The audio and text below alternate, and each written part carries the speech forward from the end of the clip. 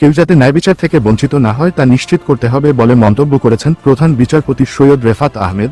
শুক্রবার রাজশাহী বিশ্ববিদ্যালয়ের ল অ্যালামনাই অ্যাসোসিয়েশনের সম্মেলনে প্রধান অতিথির বক্তব্যে তিনি এ কথা বলেন। রাজশাহী বিশ্ববিদ্যালয়ের আইন অনুষদের ঐতিহ্য তুলে ধরে প্রধান বিচারপতি বলেন, জাতিকে নেতৃত্ব দিতে, জনসাধারণের সেবা করতে এবং বাংলাদেশ ন্যায়বিচার প্রতিষ্ঠায় অবদান রেখে চলেছে রাজশাহী বিশ্ববিদ্যালয়ের আইন অনুষদের প্রাক্তন শিক্ষার্থীরা। প্রধান বিচারপতি বলেন, আমরা স্মরণ করি 1971 সালের মুক্তিযুদ্ধের শহীদদের, যাদের অসীম সাহসিকতায় একটি স্বাধীন ও সার্বভৌম বাংলাদেশের ভিত্তিপ্রস্তর স্থাপিত হয়েছিল। তিনি বলেন, 2024 সালের জুলাই আগস্টের ছাত্র নেতৃত্বাধীন বিপ্লবের শহীদদের শ্রদ্ধা জানাই, যাদের অসীম আত্মত্যাগ এক নতুন বাংলাদেশের সূচনা করেছে।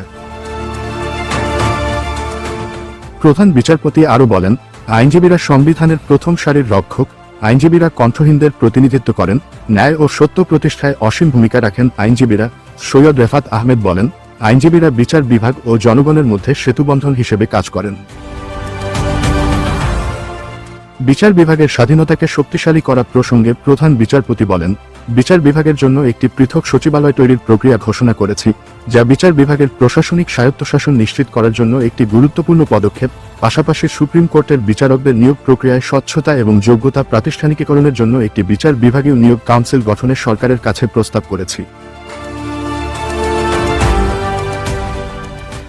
ডেস্ক রিপোর্ট, ধ্রুব নিউজ।